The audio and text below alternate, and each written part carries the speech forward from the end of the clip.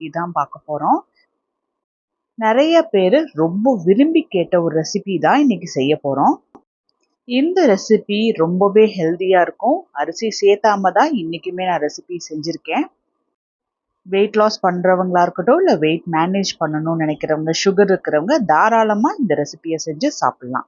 இந்த ரெசிபியை செய்யறதுக்காக பவுலில் நான் 1 டம்ளர் ஓட்ஸ் எடுத்திருக்கேன். நான் எடுத்திருக்கிறது குவேக்கரோட இன்ஸ்டன்ட் ஓட்ஸ் தான். ஓட்ஸில் அதிகப்படியான ஃபைபர் இருக்குது. அதனால டைஜஷனுக்காக இருக்கட்டும், கொலஸ்ட்ராலை ரெடியூஸ் பண்ணுறதுக்காக இருக்கட்டும், ஹார்ட் டிசீஸை தவிர்க்கிறதுக்காக இருக்கட்டும் ரொம்பவே ஹெல்ப்ஃபுல்லாக இருக்கும். அதே டம்ளரில் 1/2 டம்ளர் கடலைப்பருப்பு. கடலைப்பருப்பில் அதிகப்படியான ப்ரோட்டீன்ஸ், ஃபைபர்ஸ், எசென்ஷியல் நியூட்ரியன்ஸ் இருக்குது. இதுவுமே ஹார்ட் ஹெல்த்துக்கு, பிளட்ல சுகர் லெவல் மேனேஜ் பண்ணுறதுக்கு ரொம்பவே ஹெல்ப்ஃபுல்லாக இருக்கும். அதே டம்ளரில் 1/2 டம்ளர் கருப்பு உளுந்து. உளுந்தில் அதிகப்படியான கால்சியம், ப்ரோட்டீன்ஸ், விட்டமின்ஸ், மினரல்ஸ் இருக்குது. கூடவே 1/4 டீஸ்பூன் வெந்தயம். இப்போ இது எல்லாத்தையுமே தண்ணி சேர்த்தி 3லிருந்து 4 முறை நல்லா க்ளீன் பண்ணி எடுத்துக்கணும். ஓட்ஸ் ரொம்பவே பிசுபிசுப்பு தன்மை இருக்கும். ஸோ அரிசி சேர்த்தாம எப்படி செய்யலாம் அப்படின்னா, நான் சொல்கிற இந்த ரேஷியோவை எக்ஸாக்டாக ஃபாலோ பண்ணுங்க. நல்லா கரெக்டாக செஞ்சு எடுத்துடலாம். கழுவின பிறகு தண்ணி ஊற்றி ஒரு 2 மணி நேரம் ஊற வச்சிடலாம். 2 மணி நேரத்துக்கு அப்புறம் ஓட்ஸ், கடலைப்பருப்பு, உளுத்தம்பருப்பு நல்லாவே ஊறி வந்திருக்கும். இதை தண்ணியிலேருந்து வடித்து மிக்ஸி ஜாருக்கு ட்ரான்ஸ்ஃபர் பண்ணிடலாம்.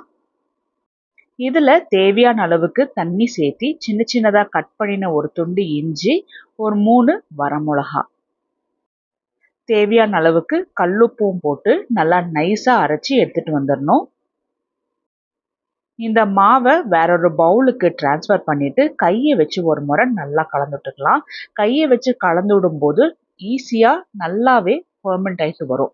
இப்போ இதை மூடி வச்சு 8 மணி நேரம் புளிக்க வைக்க போகிறோம். நான் நைட்டு ஃபுல்லாக புளிக்க வைக்க போகிறேன். இப்போ இதுக்கு ஒரு சைட் டிஷ் ரெடி பண்ணிடலாம். கடாயில் 1 டேபிள் ஸ்பூன் கடலெண்ணெய் ஊற்றி எண்ணெய் சூடான உடனே 1/4 டீஸ்பூன் சோம்பு, ஒரு துண்டு பட்டை, 2 கிராம்பு, ஒரு துண்டு கடல் பாசம், 4 பச்சை மிளகா 2ஆக கீத்தல் போட்டது, கொஞ்சமாக கருவேப்பிலை. இப்போ இது எல்லாமே மீடியம் டு ஹை ஃப்ளேமில் வச்சு எண்ணெயில் நல்லா வதக்கி எடுத்துட்டு 3 நார்மல் சைஸ் வெங்காயத்தை நான் நீட்டமாக கட் பண்ணி வச்சுருக்கேன். இதையுமே எண்ணெயில் நல்லா வதக்கி எடுத்துக்கணும். இன்னைக்கு சைட் டிஷ்ஷாக சிக்கன் கிரேவி தான் ரெடி பண்ண போகிறோம். வெங்காயமா கடாயில் மீடியம் ஃப்ளேமில் வச்சு மூடி வச்சிட்டோம்னா சட்டுன்னு கோல்டன் ப்ரௌன் கலரில் நல்லா வதங்கி வந்துடும். இதை ஒரு முறை நல்லா கலந்துட்டுட்டு 1 டேபிள் ஸ்பூன் இஞ்சி பூண்டு பேஸ்ட் போட்டு இதையுமே மிதமான சூட்லேயே நல்ல ஒரு வாசனை வர அளவுக்கு வதக்கி எடுத்துக்கணும். இஞ்சி பூண்டு பேஸ்ட்டுமே நல்லா வதங்கினதுக்கு அப்புறம் கழுவி வச்சிருந்த 1 கிலோ சிக்கனை வெங்காயத்தோட சேர்த்தி நல்லா ஒரு முறை கலந்துட்டுறணும். இந்த ஸ்டேஜ்லேயே மசாலாலாம் போட்டோம் அப்படின்னா தான் சிக்கன்லலாம் மசாலா நல்லா பிடிப்படும். நான் இன்னைக்கு வீட்டில் அரைச்ச கரம் மசாலா தான் சேர்த்துனேன். ஸோ இதில் எல்லா வகையான மசாலா ஐட்டம்ஸுமே நான் போட்டிருக்கேன். இதோட ரெசிபியுமே நம்ம சேனலில் நான் அப்லோட் பண்ணியிருக்கேன். தேவையான அளவுக்கு கல்லுப்பு சேர்த்தி 1/2 கப் அளவுக்கு தயிர் சேர்த்திக்கலாம். தயிர் சேர்த்தும் போது சிக்கன் நல்லா சாஃப்டாக வெந்து வரும். கூடவே கொஞ்சமாக தண்ணி சேர்த்தி நல்லா கலந்துட்டுறலாம். இந்த ஸ்டேஜில் ரொம்ப தண்ணி சேர்த்த வேண்டாம். சிக்கனோட டேஸ்ட் நல்லா இருக்காது. மசாலாவோட சேர்த்தி நல்லா மிக்ஸ் பண்ணிட்டோம் அப்படின்னா நம்ம சேர்த்தி இருக்கிற தயிர் கூட சேர்ந்து எண்ணெயும் இருக்கும், சிக்கனில் இருந்தும் எண்ணெய் ரிலீஸ் ஆகும். மூடி வச்சு மிதமான சூட்டில் வச்சுட்டோம் அப்படின்னா ஒரு 20 மினிட்ஸ்லேயே நல்லா சூப்பர் சாஃப்டாக வெந்து வரும். இதை நல்லா ஒரு முறை கலந்துட்டுறணும். அப்போ தான் உப்பு, மிளகா எல்லாமே நல்லா சரி சமமாக பிடிச்சிருக்கும்.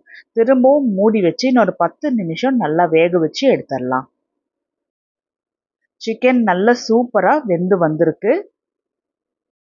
நான் எப்போவுமே தக்காளி இது போல் சிக்கன் வெந்ததுக்கு அப்புறம் தான் அரைச்சி சேர்த்துவேன். நான் ஒரு 4 நார்மல் சைஸ் தக்காளி தான் அரைச்சி சேர்த்துறேன்.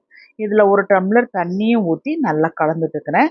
நான் ரொம்ப தண்ணியாட்டம் இன்றைக்கி கிரேவி வைக்கலை. கொஞ்சம் அப்படியே செமி கிரேவி கன்சிஸ்டன்சி அது போல் தான் நான் வச்சுருக்கேன். இது டிஃபனுக்கு மட்டும் இல்லை, சாதத்தில் சாப்பிட்றதுக்கெல்லாம் கூட நல்லா டேஸ்டியாக இருக்கும். இப்போ நல்லா மூடி வச்சுட்டு மிதமான சூட்டில் ஒரு 10 நிமிஷம் வச்சோம் அப்படின்னா தக்காளியோட பச்சை வாசனை போயிட்டு அதுவுமே நல்லா கொதிச்சு வரும். இதை ஒரு முறை நல்லா கலந்துட்டுட்டோம் அப்படின்னாவே சிக்கன் கிரேவி ரெடி ஆயிடுச்சு. இதில் கடைசியாக சின்ன சின்னதாக கட் பண்ணி வச்சுருந்த கொத்தமல்லியை தூவி விட்டு கலந்துட்டுற வேண்டியதுதான். அவ்வளோதான், ரொம்ப சூப்பராக டேஸ்டியான சிக்கன் கிரேவி ரெடி. மாவுமே நல்லா புளிச்சு வந்திருக்கு. இந்த கரண்டி வச்சு நல்லா மேலாப்புல எடுத்துட்டு நல்லா உள்ள கலந்துட்டரணும்.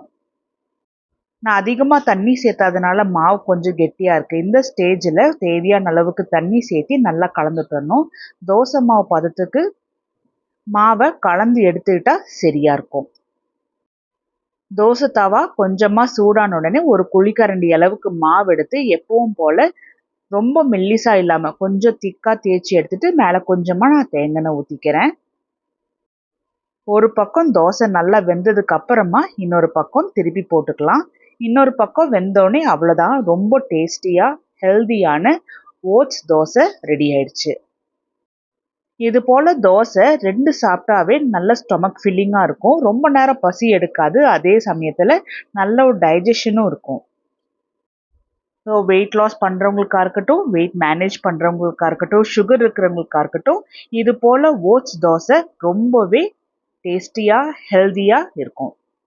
நான் சொன்ன இதே ரேஷியோவில் ட்ரை பண்ணி பாருங்கள். நல்லா பர்ஃபெக்டாக தோசை ரெடி பண்ணி எடுத்துடலாம். தினமும் இது போல் சாப்பிட்டுட்டு வந்தோம் அப்படின்னா நம்மளோட லைஃப் ஸ்டைல் நம்ம இது போல் ரொம்ப ஹெல்த்தியான ஃபுட்டாக சாப்பிட்றதா நம்ம மாற்றிக்குவோம். நம்மள அறியாமலே நம்ம உடம்பு குறையிறது நம்ம பார்க்கலாம்.